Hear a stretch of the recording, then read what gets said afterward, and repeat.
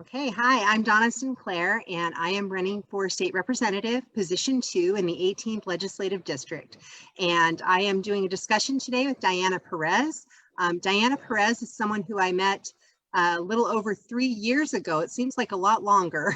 And I met her when she came to speak at a program that I organized called History, Myth, and Stories, in which we talked about immigration issues. And so Diana was on. Donna Sinclair, and I am running. Oh, is that on yours, Diana? That's okay. So anyway, I met Diana through this program, and then I got to know her through her work with LULAC, the League of United Latin American Citizens. And then she participated in a project called Clark County Stories.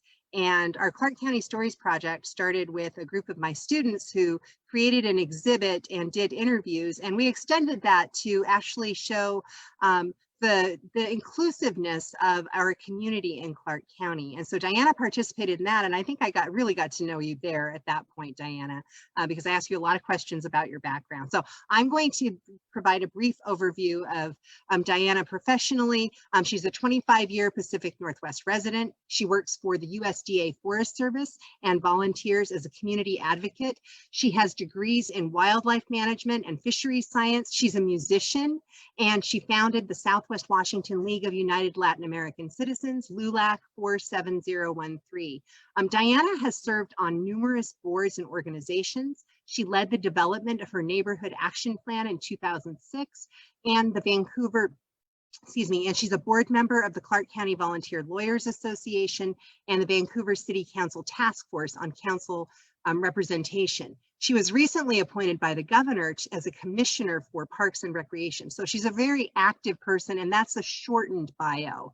So I know that's much shorter than the actual biography. But Diana ran for office last year for Vancouver City Council, and I, having come to know her, decided that I would support her. And so part of what we're going to talk about today is women running for office and women of color running for office and what that means in terms of representation and other issues. But before we do that, Diana, can you tell us about what brought you here to the 18th Legislative District, which is where you live? Thank you, Donna. Thank you for having me. I actually moved to Vancouver in 2000 because of a job. Like many other professional persons of color, they moved to this area. One of the reasons is because of a job. And I didn't know where to live really.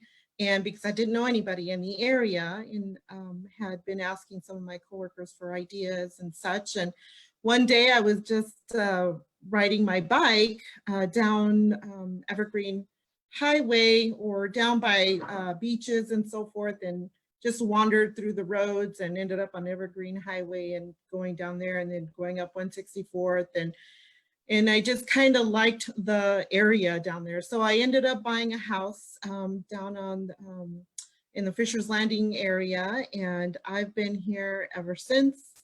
It's close to unfortunately, when I was married with my ex-husband, it was close to Portland where he worked, so it was easy for a hop, skip, and a jump to go, and then for me to drive out to where I was working out by 500 and 112. So it was easy commute for us. It was an area that had good schools. It wasn't so urbanized. I could go out and ride my bike and still see the country, and easy access to national forests and up and down the gorge. So that's how I ended up in the 18th district. Okay, and then what got you involved in the community issues that you can pick anything, but really I know you want to talk a little bit about LULAC, but what got you involved in LULAC, the neighborhood association, all of the things that you've been doing? It's really a story of, it's a personal story. When I moved up here, it was a complete change in my life. I went from being a single person to getting married, to having a whole new different job, to having a new home, to living in a new area. So I had all these big changes in my life. And then, and I wanted to feel a connection to the area, aside from just work, home, work, home, and I wanted to know what was going on. And so that's when I got involved with the neighborhood association. And there was an effort to create a neighborhood association for the area that I lived in. And cards were sent by the city as far as invitations to meetings. And I went and I got to see the faces and the people. We're going live. Put this up here. It will tell us. I'm learning. Oh, we're streaming on Facebook again. So Diana, you were telling us about getting involved with the neighborhood association. Oh my God, part two. Yeah, part two, right. Okay, yeah, so long story short, I had my 2 babies, and I was living in my driveway is like a blind spot, and there was just absolutely no way for us to have a safe walk out in front of our home. And I felt so disconnected because I was new to the area. I didn't know very many people in the community. I just wanted to feel like I was part of something. So I got involved in the neighborhood association.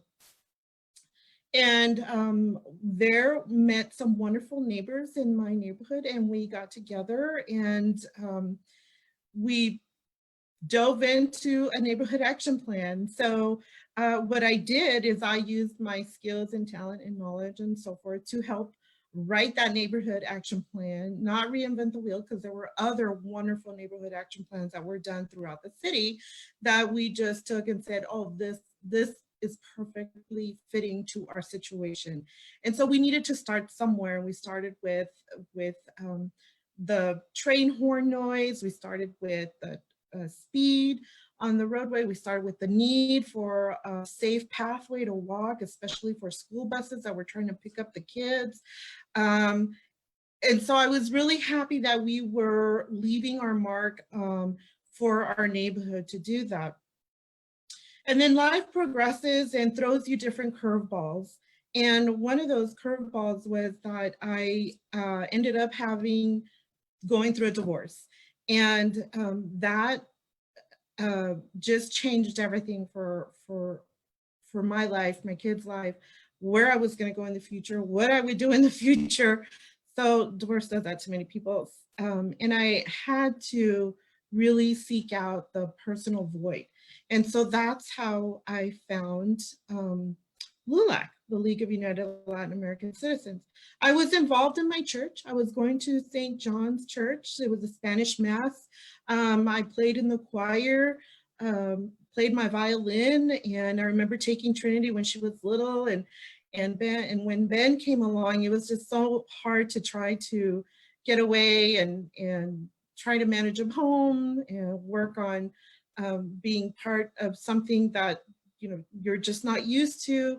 But church was for me where I needed to be, because I grew up in a Spanish speaking mass, and that's where I needed to go. So I was really involved in my church. And then it was a point where I needed something more, because I was just felt so all alone. And so that's where LULAC came in, and I met all these other wonderful people.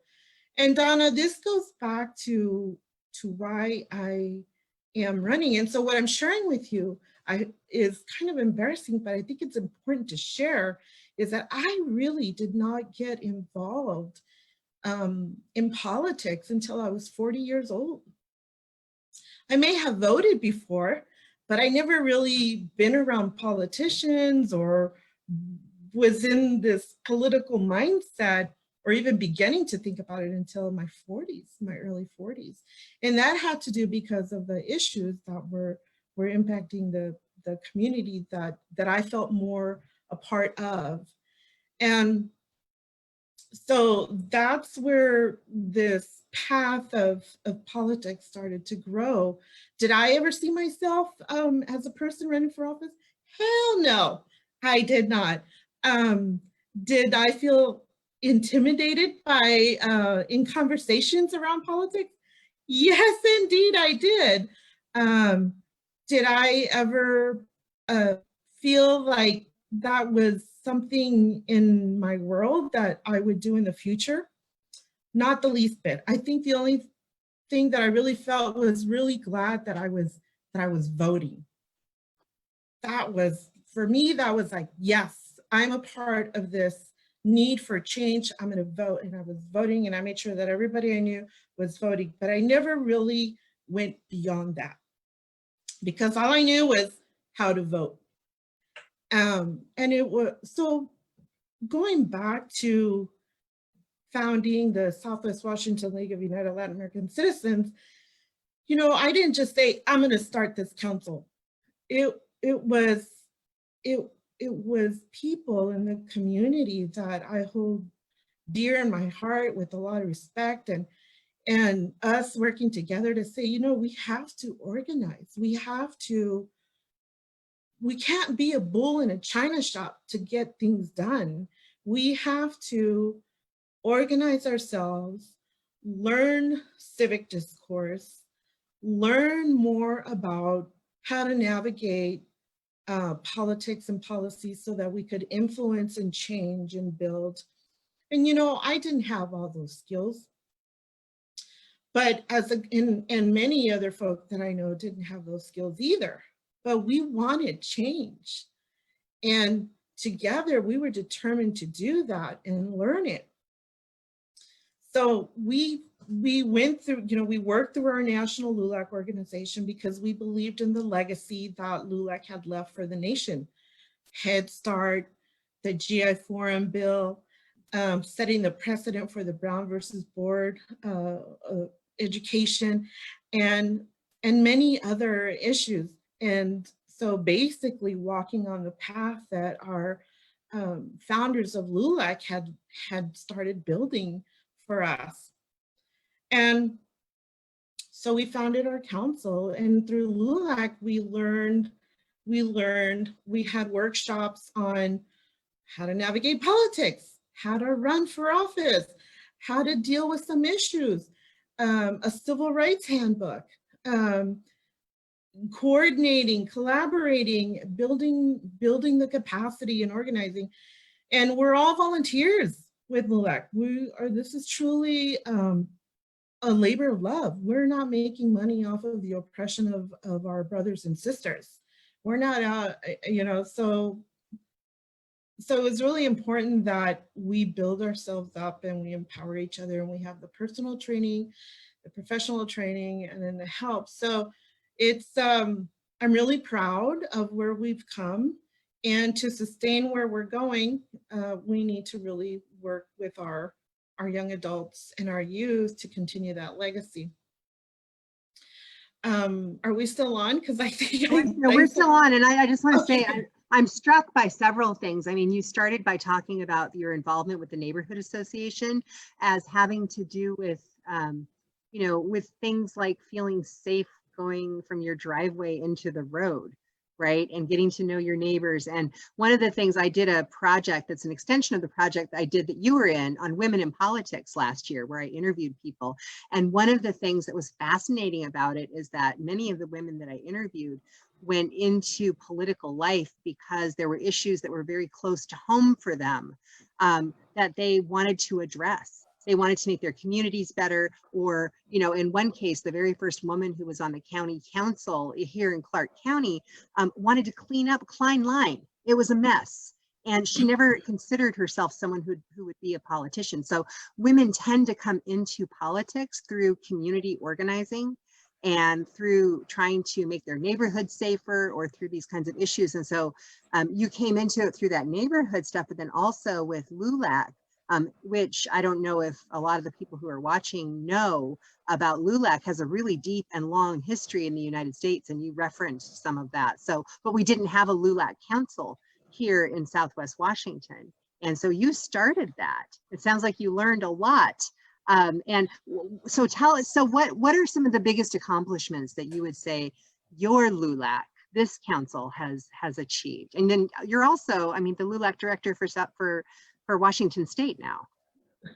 So we didn't even mention that. Right. So back to, you know, there was a LULAC presence before we started our council. But Okay.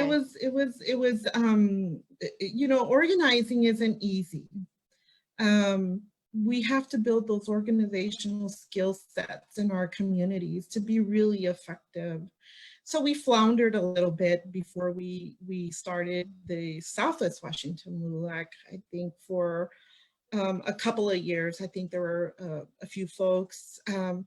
And finally, we just got to a point where we need to be serious and about LULAC in this area. And so that's how this LULAC council, because anybody can start a council, really. It just takes 11 people who are committed, who can work together, who believe in the cause, and there's a formality to all of it. So our first accomplishment was just forming the council and the formality of it all. We brought the national president to Vancouver. We've brought the educational branch, the LULAC National Education Service Center, through an Upward Bound grant that we wrote and got support to get done through the collaboration with WSU, Clark College, Vancouver Public Schools, Evergreen Public Schools, because we knew that there was a need in the area. These TRIO programs really are given typically to universities or colleges, but here we were able to do that. Our council brought an Upward Bound grant to Vancouver. And so now we have this great relationship with Evergreen School District where we service 3 high schools, Fort Vancouver, Heritage, and Evergreen. And then there's other programs that we could add to that Upward Bound. So it has a director, it has assistant director, and so forth. So that is a huge accomplishment for us, for our Latino community, and in partnership with the university. The other accomplishments that we've been able to do is people like Lindsay Luis. You know, she ran for school board when she turned 18. And she went from a freshman, she started in our youth, after school youth program, and the exposure and the opportunities and the accessibility that she has been given through our LULAC Council, I think catapulted her into thinking that she can run for office at 18. And so running for positions within the organization of LULAC at the national level. I mean, there's that training and that opportunity and the exposure to all these different people from around the country and different issues. So those are opportunities that we give to our younger youth that they wouldn't otherwise get through their school system for a variety of reasons. One big issue that we already know of is that we just do not have the adequate representation of teachers, both in the colleges and in the schools. We do not have that. And for how long have we been talking about that? How hard is it to build a pipeline or partnerships to do that? So we're hoping that by us building these young adults and these leaders right now, because there are leaders now in place, we just have to step aside and let them lead and listen, that I think we can really come up with effective ways if we did that. So I see our accomplishments in people like Lindsay, other young adults who are at WSU. Our young adults are in the council right now who are involved in other organizations with the Sierra Club, with I just can go on and on with the names of our young adults that I am so proud of and I believe in, and know that that's where my energy is going to go to, because that's the return on investment right there. And so I'll do what I can on the side as a much older woman now, but so a lot of us are really proud of our young adults and youth. All of us on the council are. The other accomplishment is the coalition building. So we've been able to form some really strong partnerships with Vancouver NAACP, the Clark County Latino Youth Conference, Latino Community Resource Group, Clark County YWCA, Clark County Volunteer Lawyers Program. I used to call it association too, but it's program. Oh, And oh, that's okay, that's okay. And so those coalitions and partnerships, you know, Donna, in this world that we're in today and the continued fight and struggle that we've had, the only way we're going to be effective is if we unite and we coalesce and we stand up together and we develop these inside and inner outer strategies, but at the same time that we're holding arm in arm and we're out there. So I'm looking forward to what other good trouble we can come up with. And everybody says get good trouble, but you know that trouble can look very different, right? That good trouble can look very different. So I think that having coalitions and partnerships and relationships has been a huge accomplishment for our council, because we would not be able to accomplish what we have been accomplishing so far if it wasn't for that bridge building that we've been able to do. And that bridge building is so important to be able to have those very difficult conversations and for accountability. If for our accountability to be successful, we have to establish a very solid foundation of communication, of being at the table. You know, if we're going to bring our own chair to the table, and we've said that to the governor's representative from Washington State, LULAC, is we don't go through other organizations. We bring our own chair and our own table, because we have our own voices and we have the ability to represent other people whose voices are falling through the cracks.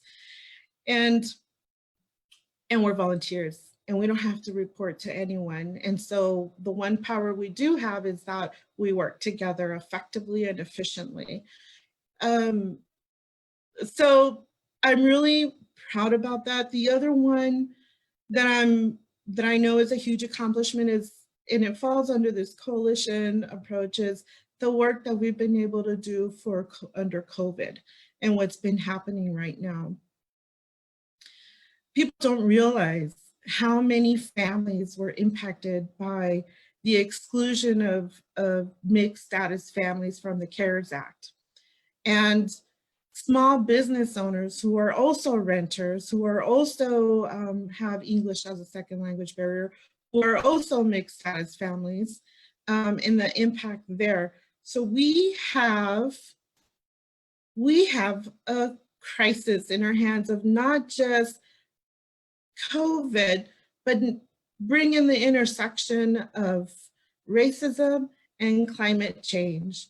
So we have an intersection of 3 different crises: racism, climate change, and health. And so we've been urging our local leaders to declare racism as a public health crisis. And going beyond the statements of support, the proclamations, the resolutions, we need to have some clear measures, programs, investments to get us to the outcomes that we want to see. Because the status quo of the advocacy is also changing for us as well.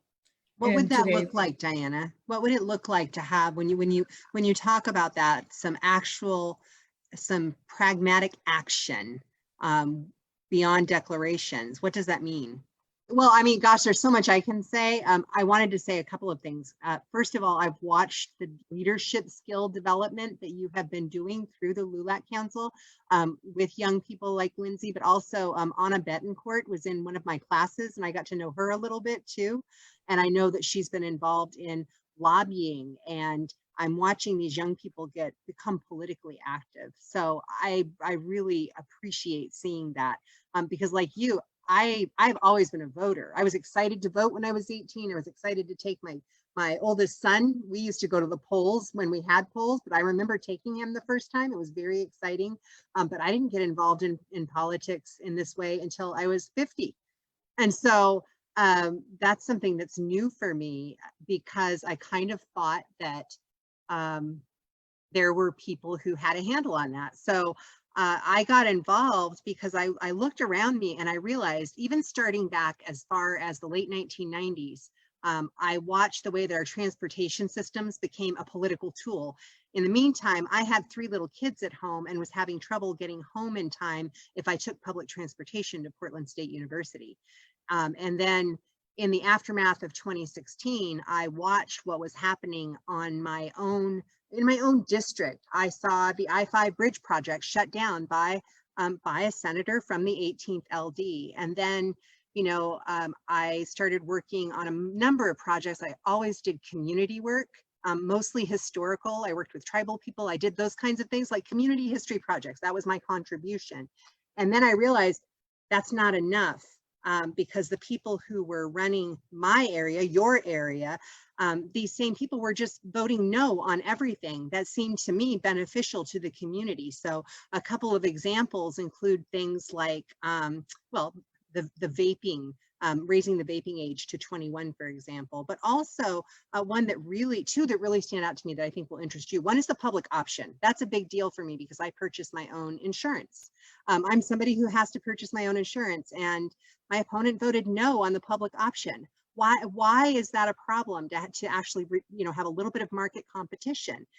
Well, if you're being funded by insurance companies, it makes a difference.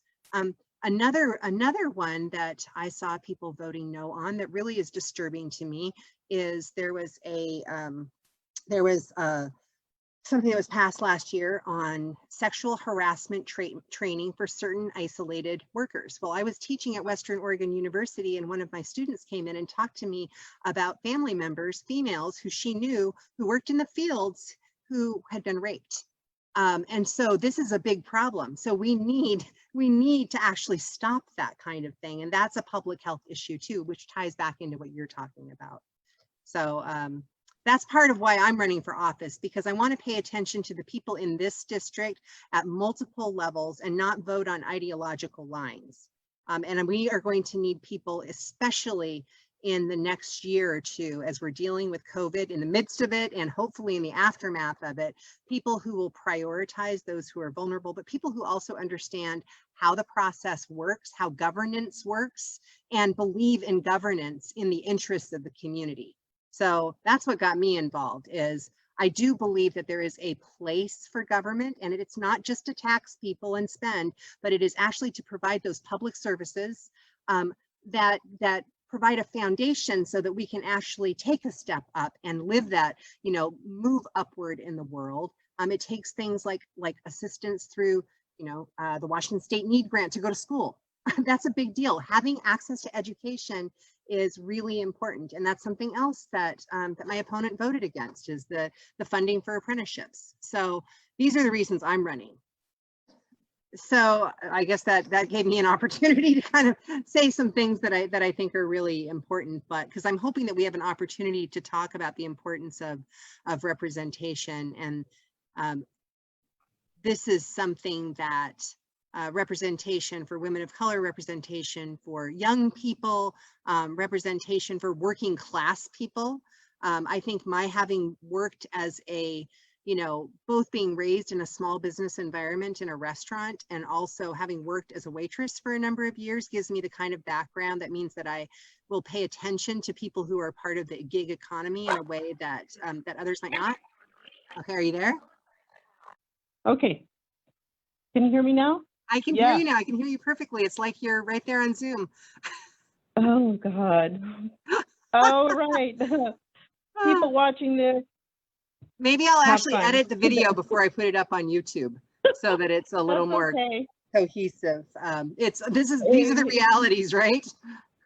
Yes, it is. Okay, so I'm talking on my phone. Great. You can hear me better. Hopefully others who are watching this are sticking around and bearing with us on this technical adventure we're on. Donna, what I was saying was that the why is so critical and so important, and that's one of the important workshops that people who go through training on how to run for office get. is your why. And so Erin Jones taught that workshop for us when I went through the Emerge Washington training on the why. And of course, Erin, I love Erin. She's just phenomenal and wonderful. The why is critical. And for me, it all started, you know, I was sharing the story with you about I really didn't get involved until my 40s, and I'm really not sharing that, have never shared that until now.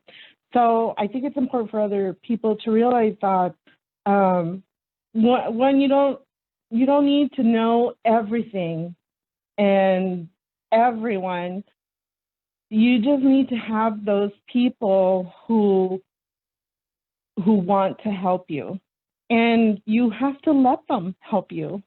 And the other thing is have zero expectations in all of this, zero, because when I ran for office, there was an expectation that people who look like me or who were also Latino or women of color would support me, or people who I thought were on an opposite end of the spectrum, who were not in my circle, that they would not support me. And so just don't have those expectations, because they're not true. and maybe in some cases for other people, but I think you just let yourself down when you have expectations. And the only expectations you should have is of yourself. And so for me, it would have been irresponsible for me as a community leader and a person who was fighting for civil rights and implementing a mission of advancing educational attainment and political influence in housing, to not step up where there was a void. And so it started with the last county charter review. I think it was like in 2013 or so, and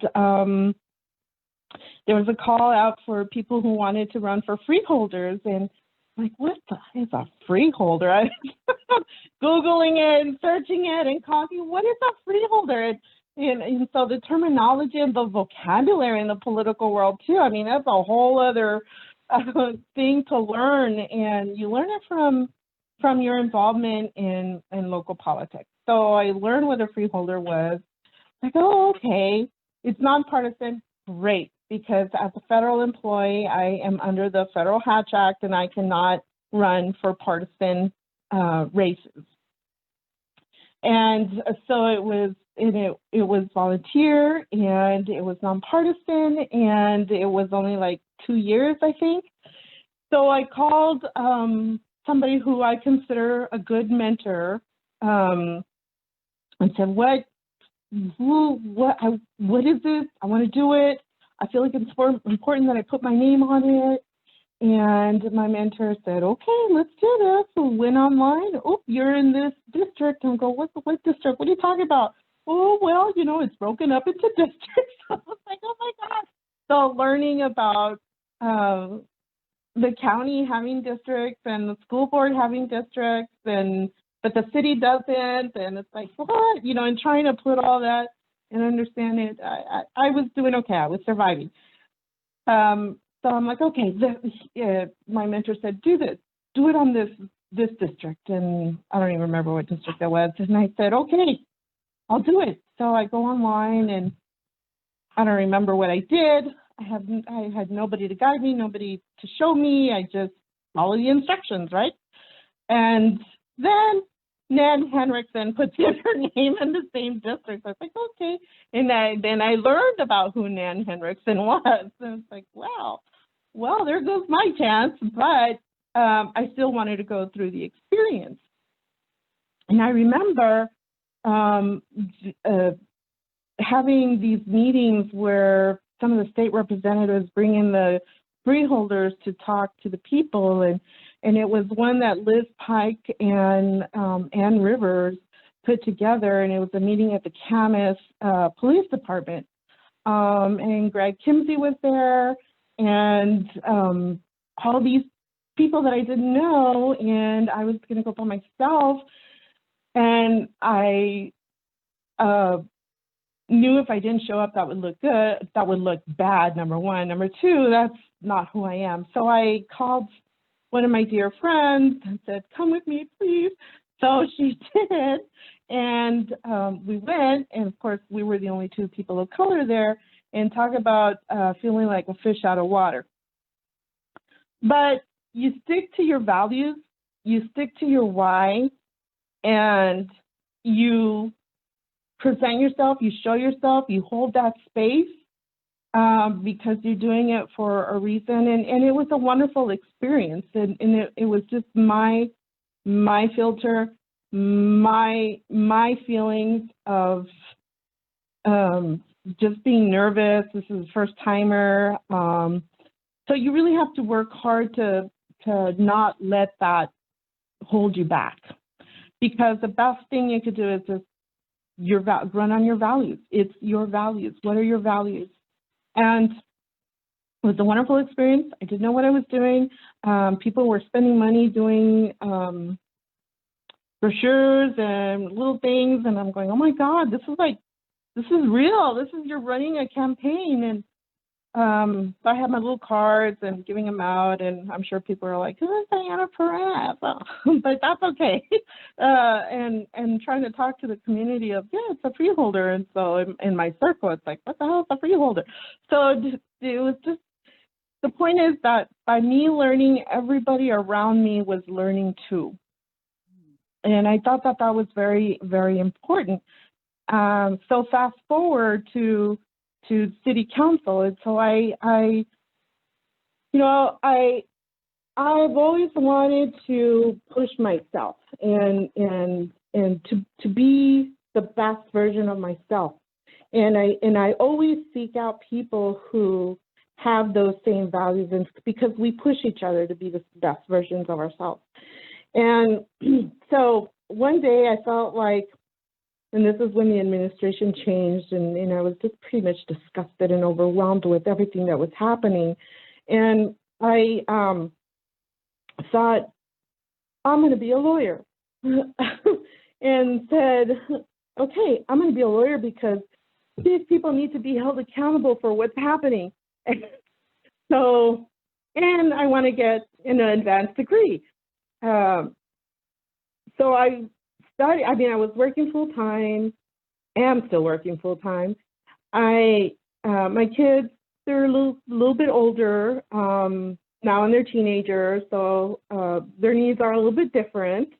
I'm not there all the time for them. They're with their friends or doing something. So I felt like I needed to expand, and I decided I was going to go to law school and started studying a little bit the best I could, and had put my house up for sale, had applied for law school, took the LSAT, and then it turns out that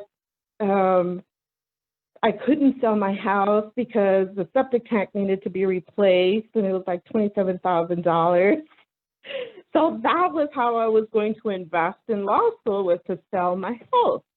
Well, that didn't happen. And then the other thing is, the only law school I applied to was Lewis and Clark, because I wasn't going to drive all the way down to Salem just with the family and working full time. And I was still doing volunteer work. So the stars were just not all there. And so I had a major decision to make. I had also gotten selected to go through Emerge Washington for the training, and so that was the door that was clearly open. And okay, so I will do what I can. I took the house off the market. I did not apply for any other law school or try to anymore. I put my energy into learning about running for office, and that was through Emerge Washington. And at the same time, I had put in an application for commissioner for Washington State Parks and Recreation. So I had met my dear friend, Mr. Mark Brown. He recruited me into the commission. He came down with a director of state parks. We met. I felt like, okay, this is good because a lot of it was in alignment with my skills and knowledge and background. Plus, there aren't a lot of women of color in an agency like that, in a public land management agency. So it was, a lot of it was my knowledge on steroids, and it was just great. And so those doors opened, the commissioner and Emerge Washington. So I went with that. It's like, okay, I'll put everything else aside and I'm going to go with that. And that's, I got appointed. I met an incredible group of commissioners with different backgrounds, different experiences, and seeing this asset that we have as a nation and our public lands and what it does for us. And you know, I not only am I applying my knowledge and my skills, but I am bringing a completely different voice. And I think that that's so important. And Can you for say Emerge something about, Washington, yes, oh, go ahead. I was going to say, can you say something about how, when you say bringing a completely different voice, I think you know that my own personal research was on looking at bringing voices of women and people of color into the U.S. Forest Service, right? But what difference does it make to bring a different voice to something like a public lands organization like the Commission for Parks and Recreation? Well, you know, Donna, that's a whole other section kind of, in it of itself. it is, yeah. Yeah, but It just is. very like one or two sentences. I know that's not really fair because we're talking about some other things, but I think it's important for people just to get an inkling of what it means, you know, to actually be representative of, and I don't mean representative in the sense of, you know, a token person, but to actually represent the Latino community in a way that actually says, you know, there are these issues when it comes to public lands that people deal with. Right. Well, more specifically, it's about access. So talking about access, it's applying a different filter to some of the issues. And I'm not the only person of color on the commission. There's three of us actually now today. Commissioner Mike Lattimore out of Yakima and Commissioner Dannenberg out of the Seattle area. So very different experiences and lived background with that. So when we talk about communities of different backgrounds, people normally say BIPOC, which is Black, Indigenous, People of Color, but I think we need to spell it out. I think we need to say, and I mentioned this to you earlier, we need to say Black, Indigenous, Asians, and people of color, because I think that our vocabulary and the lenses that we apply to some of the issues are not monolithic. They're very different. And so people think that, for example, racism, that is a binary issue, and it is not. And so it's those type of discussions, those type of filters. We just did the strategic plan. It's talking about, well, what do we mean by diversity, equity, and inclusion? Well, we're talking about expanding and providing access to everyone, where everyone feels welcome and so forth. So how do you do that? Then it's translating that. And it's a great step. Also, the language barriers as well, looking at what systems are in place that are limiting people. So, you know, and so we, like I said, we can go on and talk a little bit more about, as a commissioner, what is that role and what does that look like when you're in a public land management agency? So, as a person who ran for office here in the city of Vancouver for city council, that decision was not an overnight decision. It was a decision that progressed. And like I said, at first I was just happy to be a voting member of the public. And then the second step was, okay, I'm gonna try this freeholder thing.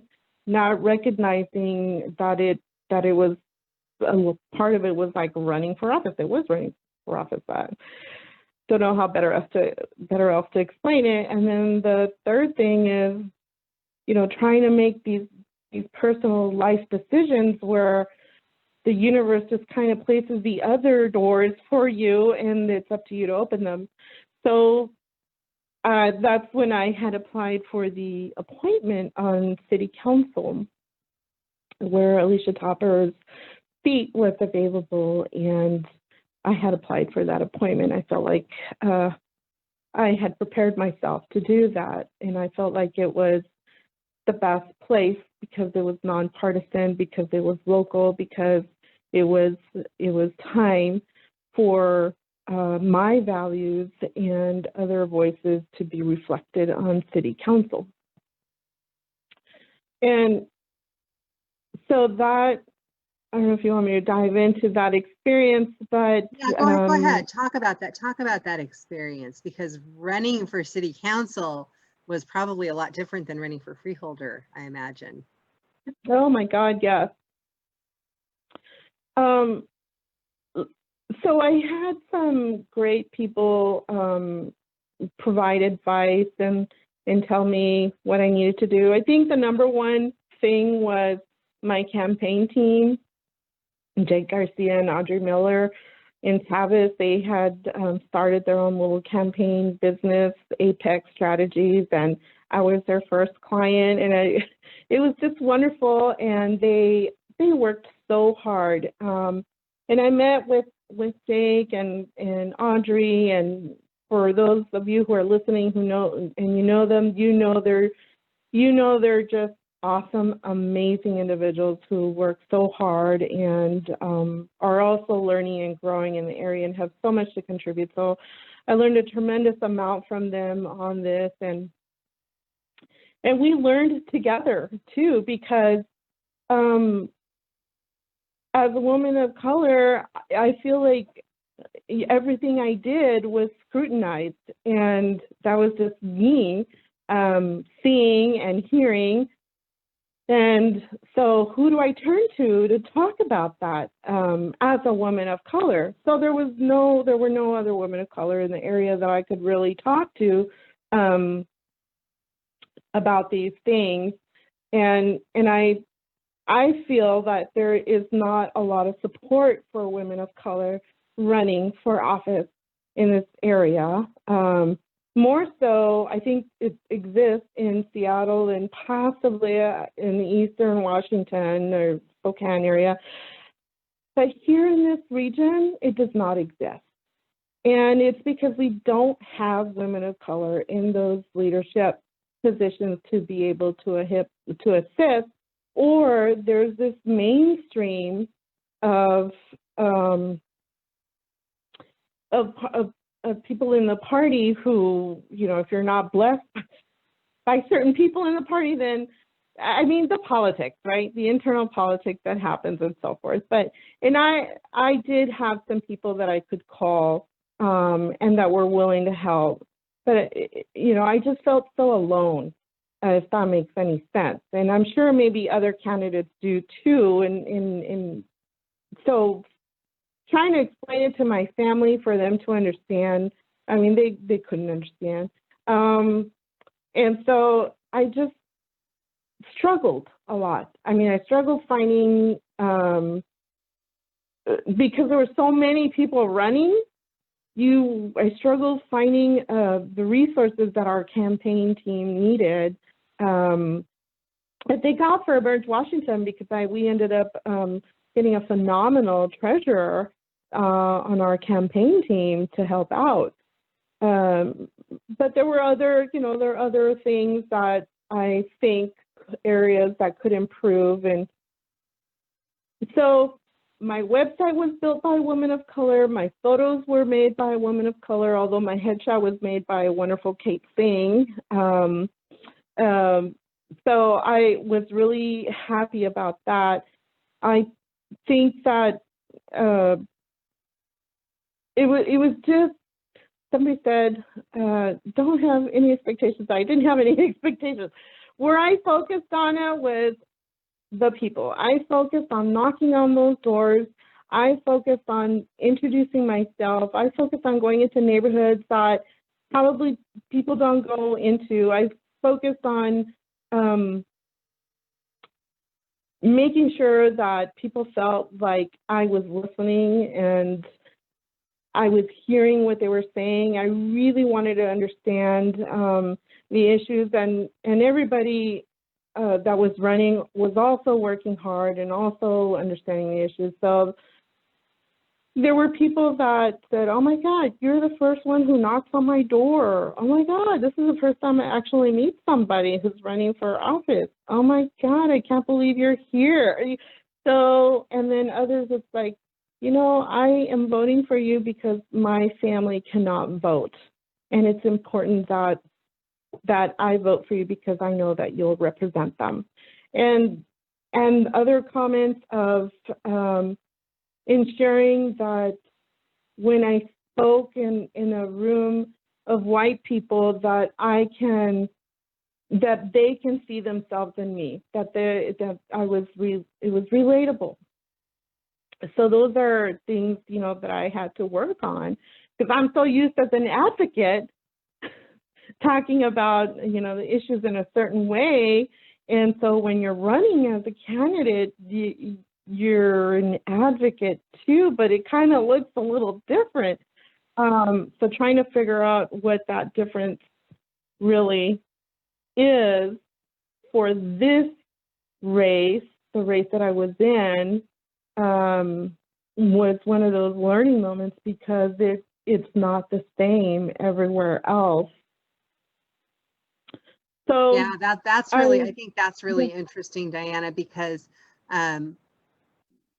if you have a particular agenda, that's one thing, and you're advocating for something for one group of people, or, you know, or for a neighborhood even, versus the entire city of Vancouver, which means that you're running to represent everybody in the city. And certainly, you know, in this district, that's how it is for me too. I have to be able to hear everybody, although I can't even knock on doors because of COVID. So there's no door knocking. There's a lot of phone calls though. So yeah, it's that. So you're really balancing those things, right? Trying to figure out, how do you navigate both, not just as a politician, but as a woman of color who is a community advocate, who is saying, I have to represent everyone. How do they relate to me too? I find you highly relatable. So, so I mean, I heard you speak in rooms that were that included mostly white people, because a lot of rooms are like that in Vancouver, and I thought you did a great job. Thank you, Donna. Thank you. I wouldn't change it. I wouldn't change what my experience in running for office at all, because for me, the winning point was the fact that I did it. And I think it's important that courage, and I felt it took a lot of courage for me to do that. And will I run again? Yes, I will. You knew I was going to ask. Yeah, I will run again. And retirement hopefully is around the corner, maybe, God willing. And when that happens, then, you know, I can run for other positions. And so right now, I'm really thinking about today and what tomorrow is going to be in that transition, because with the movement that is happening right now, we cannot go back, because status quo is not working. And I've said that many times. And so what does that status quo look like for women of color who are running for office in the time of COVID now? So there's a lot of work to be had, a lot of, we have to be comfortable with truth telling. I think that there's this inability to be afraid to hear the truth. And so, because sometimes the truth is hard and the truth hurts, and we just have to take it as fact and go away with a plan, come away with a plan on how we're going to deal with some of these issues collectively. Yeah, that is a really good point, because people have different experiences. There is no one universal set of experiences, even within Clark County, within the city of Vancouver, within our district, within the Latino community. People have different experiences. And one of the jobs of someone who is going to represent others is to listen to those experiences and try to craft policies that meet the needs of those people, right? In ways that help to build them up, not tear them down. And that has to be a goal. So I'm glad to hear that you're thinking about running for office again. And you're right, it takes courage to get out there and do this. We're actually, I think because of all of our technical issues, we're past the time that we were going to take, but I'm hoping I can edit this a little bit so that we have like this section, because I really appreciated what you had to say here. And I could ask lots of questions, but do you have any questions for me? Oh, Donna, I think that one of the biggest things for me, for you running for the office, is not to give up, and when I say give up, that doesn't mean the race. That means when you're in a position of power, how do you effectively use that power to make space for those who aren't in the room, for those voices who aren't being heard, for those truths that aren't being said? How do you push the envelope where it needs to go and establish the direction for that needle? And it's more of a bigger philosophical question than anything, but I know you have such a special skill because you're a teacher, you know your history, you get along so well, I believe, with other folks, that I think using that to your advantage to really drive some change would be great. And I have a lot of faith in you, Donna. I know that running for office isn't easy. And so as women, I think it's coming together to make sure that we can tackle some of those hard issues and really drive the issue on some of these things that are happening, as far as issues with our education, issues with some of these policies that really only focus on special interest and dollars, and having some accountability with the system is really important as well.